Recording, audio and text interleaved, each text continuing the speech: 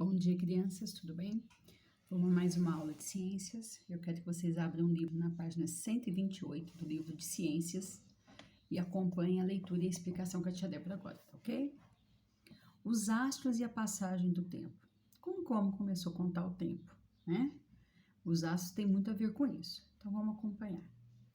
Fenômenos cíclicos são eventos que se repetem de tempos em tempos.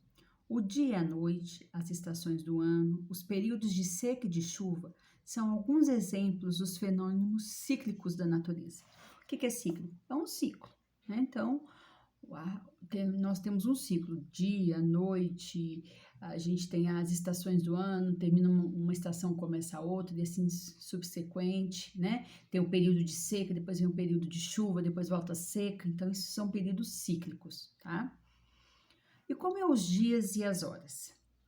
Por que será que o dia é dividido em horas? Você já parou para pensar? Dividir o tempo apenas em dia e noite não é suficiente para que as pessoas consigam organizar sua rotina. O dia corresponde ao tempo aproximado em que a Terra demora para completar uma volta em torno de si mesma. Durante esse movimento, parte da superfície da Terra está direcionada para o céu, onde é dia, e outra parte não recebe a luz solar, onde é noite.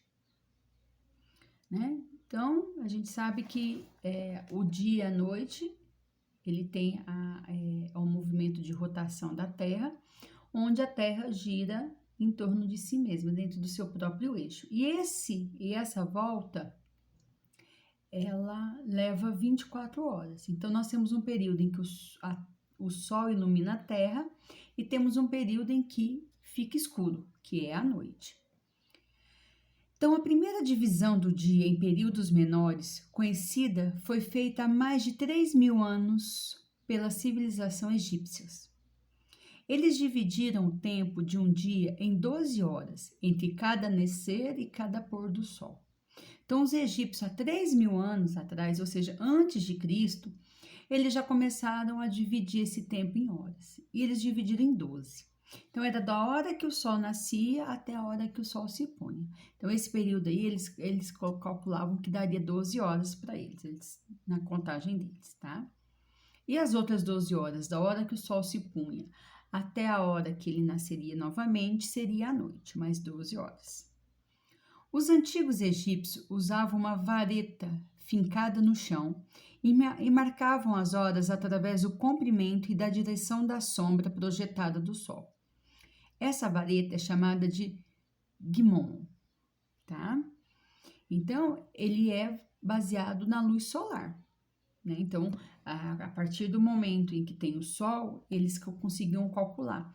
Então, a nossa sombra, ela vai mudando de posição com o passar das horas.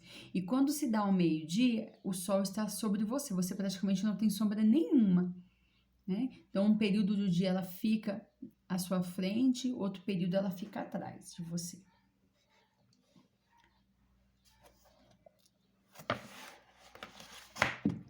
Página 129. Havia um problema em contar as horas por meio de sombras projetadas pelo sol. O período de claro e de escuro de um dia varia com o passar do tempo e depende da região do planeta. Além disso, não era possível saber as horas durante a noite.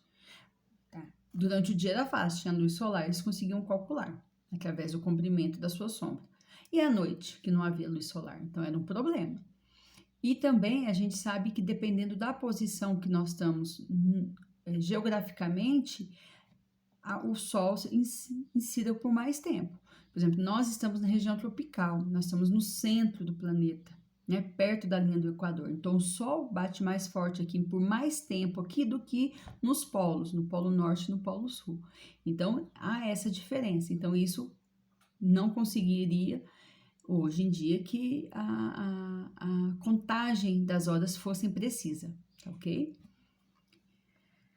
Apenas quando foram feitos cálculos matemáticos para determinar quanto tempo durava um dia, é que se pôde determinar exatamente em quantas horas ele deveria ser dividido.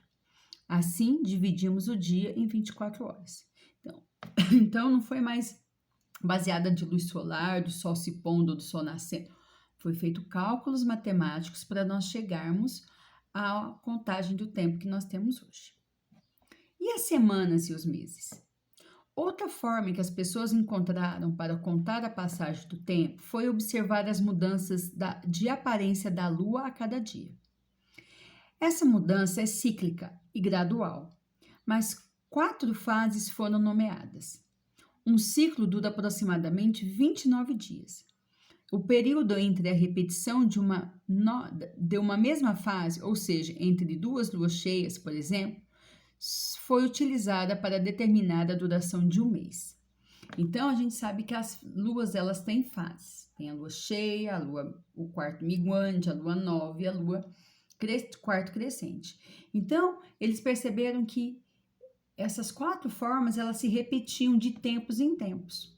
Então, eles começaram a fazer essa contagem e perceberam que da lua cheia de hoje até ela se repetir novamente, daria aproximadamente 29 dias. Então, esse 29 dias ficou estabelecido um mês, certo? E quais são essas fases? Como que a gente sabe as fases da lua? Na lua cheia, toda a fase da lua que está voltada para a Terra fica iluminada. É aquela lua grande, bonita, a gente chama lua dos apaixonados, né? Aquela lua bonita, grande, que ilumina, ela clareia bem, né, o céu. Então, essa é a lua cheia. No quarto minguante, metade da face da lua que está voltada para a Terra fica iluminada. Você percebe que ela é logo após a lua cheia. Então, você percebe que a lua estava cheia, grande, de repente ela começa a diminuir. Então, nós estamos no quarto minguante. Na lua nova, o sol não ilumina a face da lua, voltada para a Terra. Por causa disso, não conseguimos enxergar a lua nesse dia. Aquelas noites que a gente olha para o céu e a gente não vê a lua. Ela está lá, só que ela não está sendo iluminada pelo sol. Então, é chamada lua nova. E o quarto crescente é parecido com o minguante. No entanto, é a outra metade da lua que fica iluminada, né? Então, se percebe que do quarto minguante, ela vai escurecendo da esquerda para a direita, né? E no quarto crescente, ela vai se iluminando da esquerda para a direita. É quando ela começa a ficar grande e aí surge novamente a lua cheia, tá? A duração de uma semana, 7 dias, foi definida com base na duração de cada aparência da lua no céu, tá? Então, cada aparência, cada fase da lua, ela dura 7 dias. Então, baseado nisso, foi-se criado a semana de 7 dias. Certo? Então, agora vocês vão fazer a atividade para a tia Débora da página 130 e da página 100, é só 130 que vocês têm que fazer, tá ok? A número 2, vocês vão ter que pesquisar na internet, que fala assim, que relação há entre a lua e o calendário? Então, vocês vão ler o texto e fazer uma pesquisinha na internet também para saber, tá bom? Um abraço, beijos.